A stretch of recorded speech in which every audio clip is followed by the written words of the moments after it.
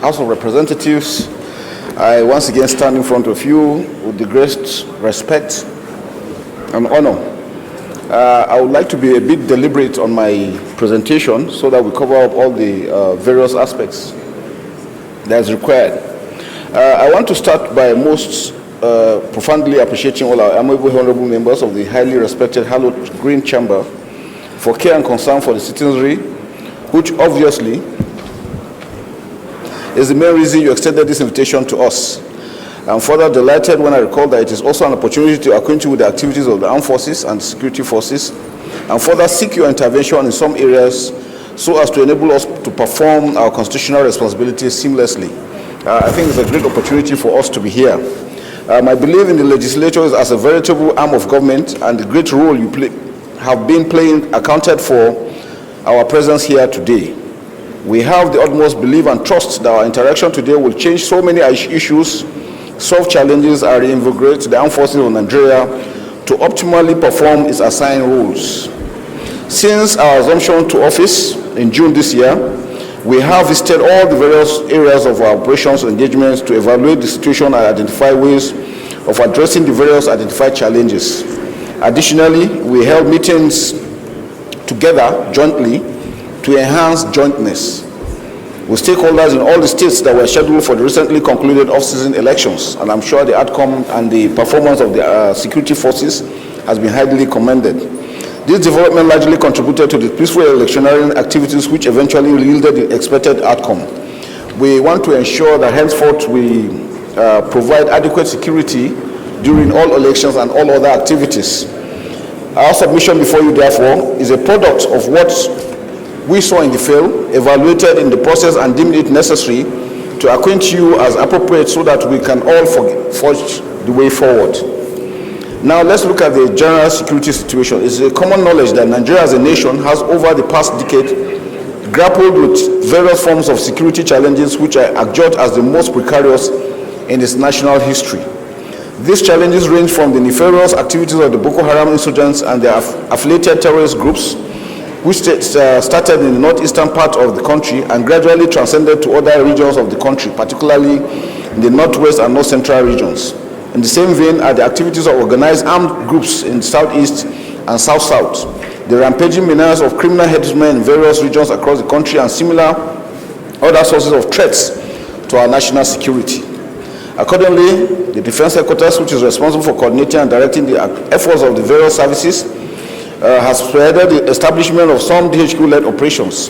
They have been mentioned. They include Operation Hadinkai in the northeast region, Operation Hadar in Daji, and Wild Punch covering the entire northwestern states, while Operation Wild Stroke and Safe Haven covers the entire north central states. Similarly, our Operation Udoka in the southeast, while Operation Awate in the southwest, and Operation Delta Safe in the south-south region, all of which are being conducted to ensure peace and security in Nigeria. Furthermore, to these major operations are subsidiary operations by the various services such as Operation Hakor in Damisa, in the wake of killings in Mangu local government area, Plateau State, Operation Thunder Strike mainly to secure the Kaduna-Abuja and Abuja-Lokoja highways by the Nigerian Army, Operation Diran Makia by the Nigerian Air Force, and Maritime Awareness and Domination Operation by the Nigerian Navy through the conduct of Operation Dakatar Barao and Inchekwa Oshimiri, which is largely anti-piracy and domination of our waterways for the protection of our maritime assets, necessary for security against illegal bunkering and ensuring the growth of the blue economy, which is the brainchild of the present administration. These operations have recorded numerous successes, as evident in the significant decline in the rate at which villages are sacked, civilians are killed in large numbers, military bases and offices of other security organizations are attacked, as well as reduction in the rate of population displacements. Security is not a switch that today it starts and tomorrow it is off. It's a work in progress.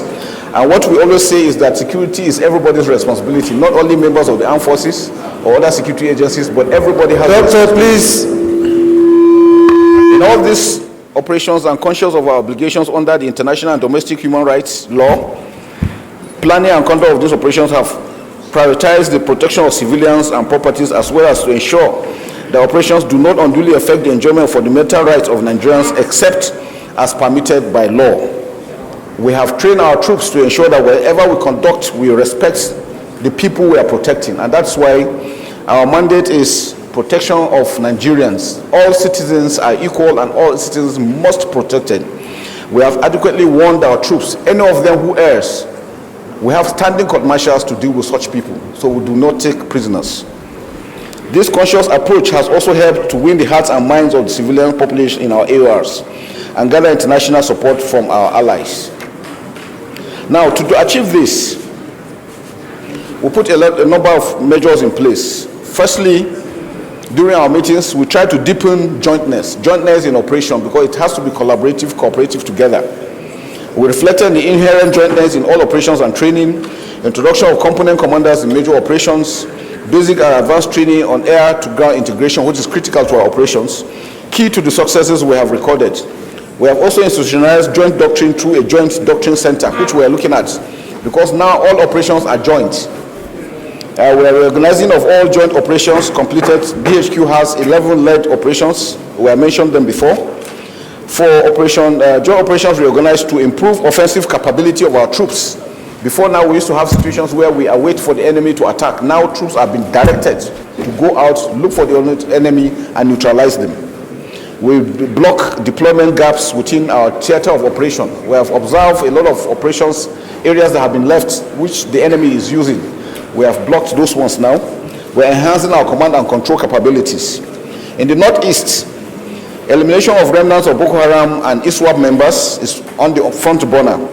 We know normally after the rainy season, they will tend to want to enhance their attacks. That we have also addressed, because operations are already being conducted. So far, over 140,000 terrorists have surrendered. I had the privilege of being the theater commander of Operation Hadinkai for 19 months. We started the surrendering exercise, and before I left, we had over 75,000 that have surrendered, both the terrorists and their family members. And as we have continued now, as we speak, we have over 140,000 that have surrendered, all awaiting the disarmament program. No territory in Nigeria is being held by the terrorists. That is very clear. No terrorists. We may have them moving here and there, but none that is under their command. The DDR, the disarmament program for the surrendered terrorists, is what is being awaited. Processes are being done and it's continuing. In the North Central and the Northeast, we equally have some that have also found out that they cannot win and they are willing to surrender. In the Northwest, we have reduction in armed banditry in the Northwest and kidnapping, domination of the theater of operations, aspects of illegal mining. In the North Central, we have reduction in tourist migration to Niger and Kaduna states, degradation of the terrorists and Saradin sleeper cells in Kogi State, enhanced security measures in the FCT and the environs through air and land domination. Illegal mining in Niger State. Honorable Senator, please, you and your group, can you please be attentive? In the South-South, we have increased oil production to 1.7 with a target of 2 million barrels per day by 31st December 2023. That's a mandate given to us by the President. So far, we're doing about 1.7, which we believe before the end of December, we should be able to hit 2 million. And that's the effort of every security agency. Over 950 illegal refinery sites were destroyed. Over 12 million liters of illegal refined products seized. Over 3,725 storage facilities destroyed. Addressing relations in drafting support operations. In the Southeast, we have neutralization of the IPOD ESN criminal network, reduction of attack on police stations and other locations, elimination of Monday sit at home, which we are working on. For the special forces, we are also enhancing the capability of our special forces. Areas we are looking at is the post-traumatic stress disorder of the troops, because some of them have actually operated for a very long period. We started the construction of a PTSD hospital where it will cater for them. Because most of them, when they come back, they have this post-traumatic stress disorder that affects them and their relationship with their families. And we need to actually prepare them to reintroduce them back to their families, or else it will become very counterproductive. We look at better management of troops, the inducting from the mission, particularly those with PTSD. Now, where areas we need capability upgrade, force multipliers and enablers, we have the UAVs, we're looking at force protection, the MRAPs, counter IED. The IEDs are the most dangerous aspects we're having, because those are the ones that actually give us most of the pains we're having now. Modular platforms, manpower development, increase. All the services have increased have continued to sustain recruitment exercises. And we want to be deliberate because we want to be sure who we are recruiting so that we don't recruit the criminals that will come in again and become a problem to us. On the issue of re-engagement with international peacekeeping, currently we have troops deployed in Gambia, Guinea-Bissau, and Abe in Sudan. Successful withdrawal troops from MINUSMA in Mali because of the situation there, and then pledged some infantry companies for deployment in the UN. Nigeria intends to be one of the leading countries in the world, especially in the Security Council. We can only do that if we maintain a very high number of personnel in the United Nations operations. So that's very critical for us. On defense and diplomacy, international cooperation, we deepen engagement through bilateral and multilateral operations with the Multinational Joint Task Force, military-to-military contact with friendly nations, UK, US, international sports engagements. Just recently, Armed Forces troops performed commendably in the Invictus Games in 2023 in Germany. For admin, we have issues of accommodation, which is very critical for all the services.